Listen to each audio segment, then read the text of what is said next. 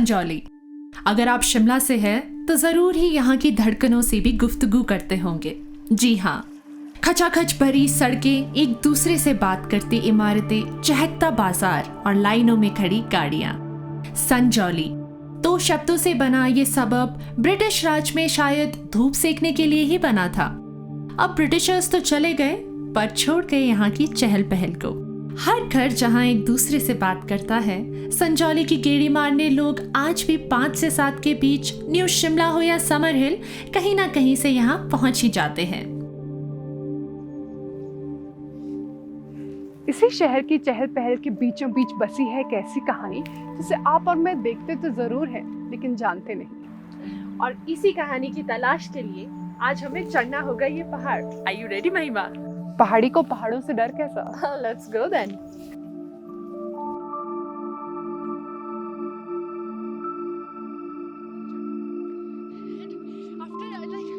इसके बाद जब आप पे पहुंच जाते हो, उसके बाद वो the view you get, no? I think that is the best. Oh my God!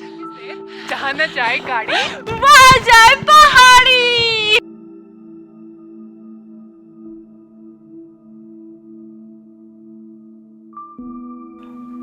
आज हम आपको ले चलेंगे तंत्र बुद्धिज्म की दुनिया में और उससे जुड़ी एक खूबसूरत कहानी। संजौली में बसी है कई कहानियां और उन कहानियों से जुड़ी है इस जगह की ग्लोरियस हिस्ट्री। जहां इसके एक कोने में बसा है गुरु का द्वार, तो वहीं दूसरे कोने में है क्रिश्चियंस की सिमेट्री। वहीं संजौली के हाईएस्ट पॉइंट पे है हिंदूज का फेमस डिंगू माता मंदिर और बिल्कुल साथ एक बुद्धिस्ट मॉनेस्ट्री जो अपने आप में इतनी यूनिक है कि हम निकल पड़े हैं उससे जुड़े लोग और उनकी कहानियों को एक्सप्लोर करने। इंडिया यानी हमारा देश बहुत से रिलीजन्स की जन्मभूमि रहा है और हमेशा इन रिलीजन से कुछ नया सीखने को तो मिला ही है। यही तो है हमारा वर्सेटाइल कल्चर जो इन धर्मों की टीचिंग से समृद्ध हुआ है। ऐसे ही एक रिलीजन की कुछ खास टीचिंग्स और प्रीचिंग्स के बारे में बात करने जा रहे हैं हम इस स्पेशल एपिसोड में। ये बात है बौद्ध धर्म और तंत्र की। वाव हिमाचल के इस एपिसोड में हम अटेंड करेंगे महाकाल चक्रा पूजा, जानेंगे बुद्ध धर्म से रिलेटेड बातों को और मिलेंगे मॉनेस्ट्री के सबसे छोटे मंक से, महज 6 साल की उम्र में जिसने तय किया मंगोलिया से संजौली का सफर। क्या है ऐसा खास the main जनांग थकटेन Phunsok Choling Buddhist monastery में? इस क्वेश्चन का आंसर छुपा है बुद्धिज्म की हिस्ट्री में। हिस्ट्री के पन्नों को अगर पलटा जाए, द ईयर वाज 1959, तारीख थी 30 मार्च। एक ऐसा इम्पोर्टेंट दिन जब हिज होलिनेस दलाई लामा ने तिब्बत छोड़कर भारत में शरण ली। उनके साथ आए उनके कई अनुयायी और धर्म का एक ऐसा मार्ग जिसने भारत की भूमि को और भी पावन कर दिया। पासांग जी ने हमें बुद्धिज्म और उसके डिफरेंट सेक्ट्स के बारे में बताया। जो इंडिया से बुद्ध धर्म फैला ना, उसमें 5 सेक्ट है और जैसे तिब्बत वो खुद में फिर एक धर्म है ना, तो उसको मिला के वैसे तिब्बत में 6 माना जाता है ना, 6 सेक्ट माना जाता है। अभी जैसे वे 5 सेक्ट जो सबसे पहले जब बुद्धा ने ज्ञान दिया तब अलग अलग 3 ज्ञान दिया माने। सबसे पहले माने डेम्पाशे माने फोल नोवल ट्रूथ माने 4 आर्य सत्य के बारे में ज्ञान दिया और सेकेंड टाइम में जैसे आपको ज्ञान दिया शून्यता के बारे में। उसका बाद उन दोनों का जो डिफरेंट है उसका बारे में थर्ड टाइम पर में ऐसे 3 अलग अलग ज्ञान। तो उसका हिसाब से जैसे कोई फर्स्ट फॉलोअर खास था, कोई सेकेंड, कोई थर्ड का था, तो उसका हिसाब से मैंने इंडिया में भी अलग से अलग बहुत मैंने अलग अलग पंडित का मैंने विचार अलग अलग था। बुद्धिज्म का सदियों से ही पूरे विश्व भर में एक बड़ा प्रभाव पड़ा है, स्पेशली वेस्टर्न हिमालयन रीजन में, जिसमें हिमाचल प्रदेश खास तौर पर आता है। तह तक जाने में मालूम पड़ता है बुद्धिस्ट नॉलेज सूत्रा और तंत्रा में डिवाइडेड है। सूत्रा बुद्धिस्ट नॉलेज या ज्ञान बौद्ध भिक्षु 6 से 7 साल की उम्र के बाद 19 साल तक पढ़ता, समझता और प्रैक्टिस करता है। सूत्रा के बाद आता है तंत्रा, उनके लिए जो निर्वाणा तक जल्दी पहुंचना चाहते हैं। 4 साल की कठिन तपस्या, 8 घंटे की प्रतिदिन मेडिटेशन और 1 साल तक मॉनेस्ट्री में निस्वार्थ सर्व करने के बाद ही तंत्रा के मार्ग को बौद्ध भिक्षु समझना शुरू करता है। शिमला में बसी ये विश्व की दूसरी इकलौती मॉनेस्ट्री है जो तंत्रा बुद्धिज्म के बारे में प्रीच करती है एंड प्रैक्टिस भी करवाती है। शिमला के होने पर भी हम इस चुनाव मॉनेस्ट्री की रिच इंपॉर्टेंस और हिस्ट्री को नहीं जानते थे। बिल्कुल, शिमला के होने पर भी हम इस कोने तक तो ज़रूर पहुंच पाए थे, पर इस जगह को इस तरीके से एक्सपीरियंस कर पाना अपने आप में ही खास बन गया। True. Year 1990, His Holiness 14th Dalai Lama इस छोटी सी मॉनेस्ट्री में पहुंचे। 1963 में एस्टैब्लिश्ड ये मॉनेस्ट्री उस वक्त सांगे चोलिंग मॉनेस्ट्री के नाम से जानी जाती थी। सांगे चोलिंग यानी बुद्धिस्ट लैंड। लामा जेनपा केलुक सेक्ट के गुरु ने हिज होलीनेस दलाई लामा जी का शिमला में भव्य स्वागत किया और मॉनेस्ट्री को उन्हें गिफ्ट के तौर पे ऑफर भी किया। साल बीते और तिब्बत में बुद्धिस्ट कम्युनिटीज के स्ट्रगल्स भी। इन्हीं टेंशन्स के चलते इंडिया पहुंचते हैं जोनांग सेक्ट के सबसे बड़े गुरु लामा खालखा जेत्सुन, सोमथान मॉनेस्ट्री आमदो तिब्बत से, जो उस वक्त विश्व की इकलौती मॉनेस्ट्री थी जो तंत्रा बुद्धिज्म का ज्ञान देती थी।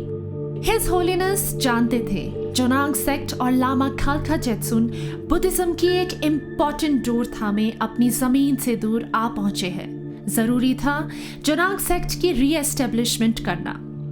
हिज होलीनेस दलाई लामा जी को याद आया 1990 में लामा जेनपा की ऑफर की गई संजौली की ये मॉनेस्ट्री और फिर 1998 में सांगे चोलिंग मॉनेस्ट्री बनी the main जोनांग थांगथिन Phunsok Choling Buddhist monastery.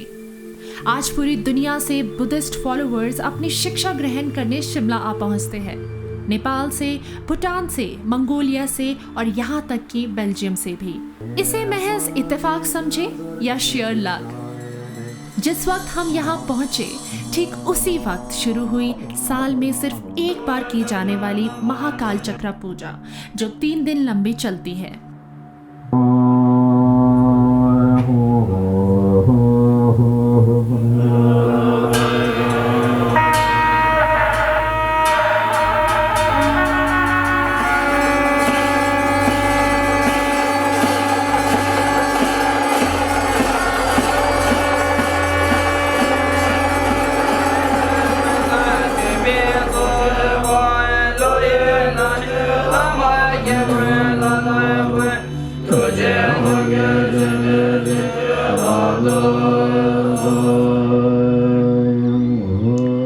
Buddhism में भी तांत्रिक प्रैक्टिसेस होती हैं, ये हमें यहाँ आके पता चला। Tantra Kalachakra is the shortest route to the ultimate nirvana, लेकिन इस निर्वाणा का रास्ता है बड़ा टफ। बुद्धिस्ट मंक्स की चैंटिंग्स, प्रेयर गॉन्ग्स और शंख ध्वनि के बीच मानो हम मंत्रमुग्ध से हो गए। ये एक्सपीरियंस एक्स्ट्राऑर्डिनरी इसलिए भी था क्योंकि बुद्धिस्ट मंक्स का ये अवतार सिर्फ तंत्रा प्रैक्टिस में ही देखने को मिलता है। मंक्स ड्रेस अप होते हैं गॉड अवतार में because tantra Buddhism teaches you to see the essence of God within yourself, खुद में उस प्रभु की मूर्त को महसूस करना।